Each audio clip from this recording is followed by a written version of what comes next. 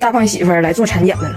都说一个男人爱老婆，就会去努力体会她的感受，她的快乐，她的梦，她生孩子开的每一个指缝。这句话我曾经相信，所以我把她带到男性分娩体验中心来。阵痛有10级，咱也不知道她能挺到几级，反正她就是抱着我不会，可以陪你玩玩的心态来了。你觉得你能到几级？啊，8、9、10都可以。大伙儿都说她这次回来那肚子感觉是要甩子，今天咱就来个清仓大甩，争取让她顺产到10级。如果疼的话，可以按这个，开这个，这个就可以停了。这个每到1级会报数的，现在是0.2。So weird. It's like tickling. 强度1级。Now it's like contracting. 16. It is time now. 强度2级。你说，如果当年贵妃生子争宠的时候都是这个表情，不知道帝王们还如何做到宠爱？可能生子之前还是贵妃，生完就是个嫔，就是个嫔。强度2级。中间还跟我耍心眼儿，拉着我的手说：“我想在你的心中一直做一个强壮的男人，我不想让你看到我脆弱的一面。” You can go.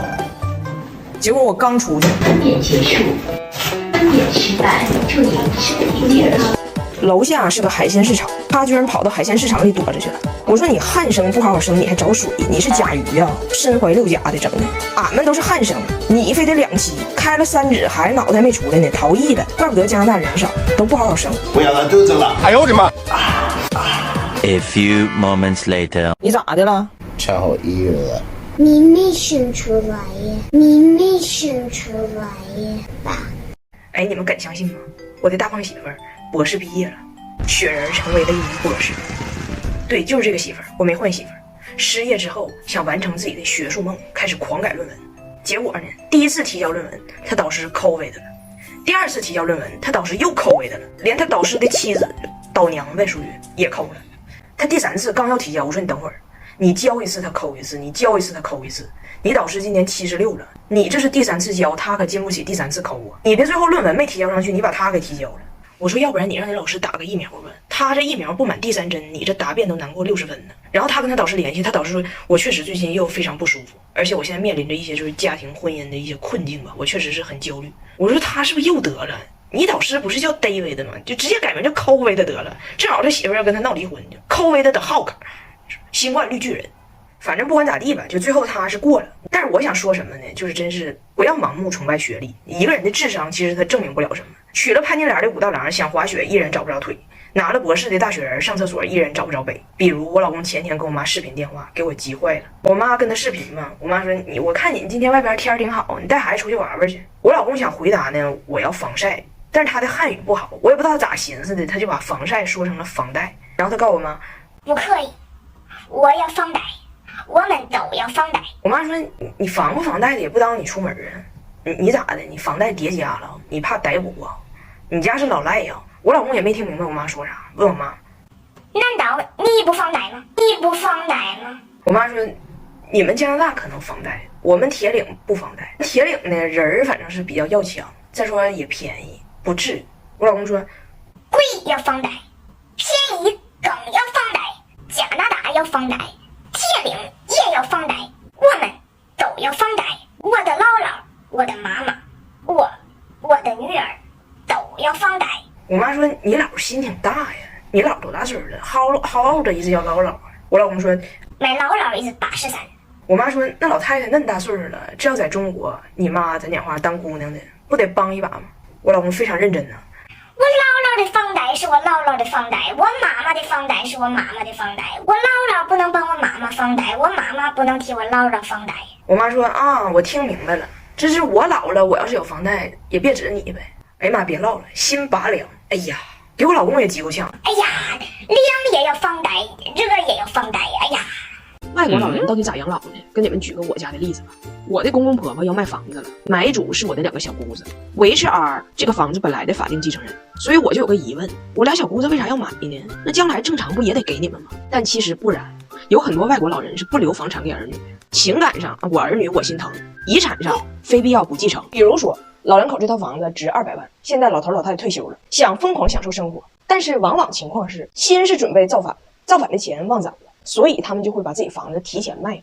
比如说这房子不估价200万吗？我卖给中介150，我先花着，等我走那天你们再来收房子。然后这中间这50万的差价呢，就暂且按照我还能活10年来估算，没活够呢你退，活多了呢我补。阳寿和预寿此消彼长。我有时候就想哈，难怪我公公婆婆不养生。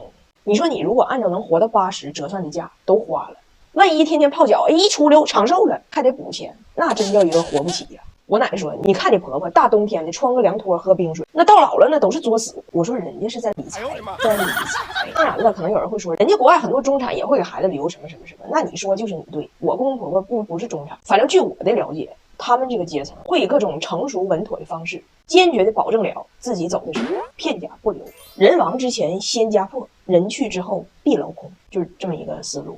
我大胖媳妇也是受这个观点影响很深远，所以她就不会说想培养孩子咋地，然后牺牲自己太多，给孩子上兴趣班尽可便宜的报，比如蹦蹦床。孩子喜欢滑冰，他说滑冰还得买刀。孩子想学骑马，他说骑马还得租马。我说俗话说得好，招兵买马，招兵买马才能培养出将军，你这兵马都不要啊。他说有兵马的不是勇吗？那最终也一样是被埋没，也不一定是将军。咋说呢，这玩意儿各有优缺点吧。像我婆婆我老公这种就可能太在乎自己开不开心，也有优点，就是孩子永远有个非常开心的爹，然后父母和孩子从小就不互相绑架，活得都很轻松。我呢不可能完全同意他爸妈的做法，但是我也不想像我爸妈这样这么累。反正我感觉就对孩子这玩意儿就尽量吧。你租马租不起可以租个驴，骑驴找马呗，人不都那么过吗？也不用因为要给孩子多少太为难自己。比如我每2周必须出去一次，给自己买好看的衣服，买贵的，但是给孩子买衣服我净买便宜的。谁让他约好看，谁让他约好看了。然后呢，每周必须出去喝顿酒，回家就逼加拿大技师给我做 SPA， 用这个法国让提斯面膜，让他救救我的熬夜暗黄脸。这芋泥质地特别舒服，享受一下。但是啊，有个事儿，你看是不是我多心了？他总说他自己是不可能出去做 SPA 的，但是这个拿锣在耳边敲这个事儿是从哪学的呢？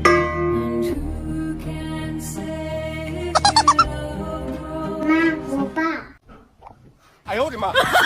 妈被封口了，你等我15分钟之后揭下我伪善的芋泥面孔啊！妈脸咋样？哎呀妈呀，真亮啊！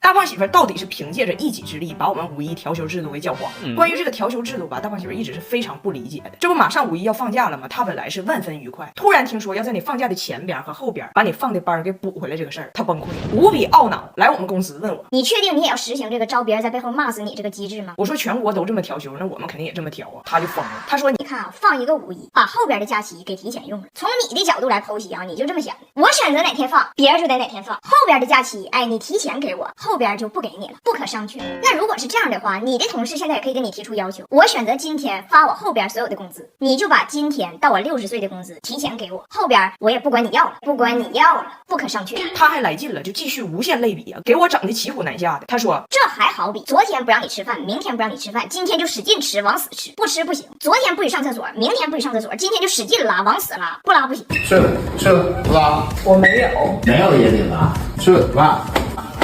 而且更离谱的是，所有的人，全国的人都今天拉，你上厕所排不上号，你说我换一天拉行不行？不行，憋着。 Okay, but I want the salary from next month. It's all the same. You just take it over. 就拉是。但是他其实很幸运，虽然28号他调休，但是调休那个日期呢赶上他没有课。我说那其实咱大铁姐弟那个账号挺长时间都没发大胖媳妇和拿铁的吃播了，咱就那天把他录了呗。然后大胖媳妇晚上来我们公司蹭饭，我不在，他就问我的同事们：你们说实话，你们对调休到底怎么想？是否和我一样憎恨，只是不敢说？你们说实话。我反正也不在，我同事就实话实说了，说谁喜欢调休啊？哪怕五一不放那么多天都不想调休。大胖媳妇说：那你就交给我，我一定给你们搅黄。第2天他的确把调休给搅黄了，但是因为张大铁告状也到底是露馅了，最终我在家跟他斗智斗勇，同事们得以轻松放假，我还送了他们1人1瓶理肤泉光电霜。这抗老面霜是我最近独宠，加班皮肤状态差，上妆还卡纹，用完紧致饱满多了，雪绒质地，乳化透明，肤感好，光速新生科技的有效抗老，还得看它咋搅黄的呢？第2天早上他跟我说他有病了，哎呀胃难受，肚子疼，肠胃炎，不能起床，更不能吃播了。我当时我是稍微有点不太相信，因为我认识大胖媳妇这么多年，她得了任何病也从来没拒绝过吃，我好几次推门而入想抓她个没有病的现行，但是好像她真有病，就搁那躺着。直到张大铁告完状，我再进去。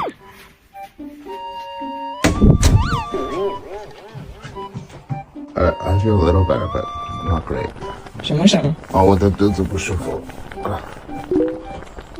哎，你嘎叽窝冒气了，这面。我不知道，我问拿铁，他玩了。我也不知道，什么人在冒气呀？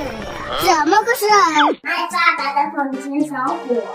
是吗？那你有没有把火给灭呢？火可香了，发了个香火。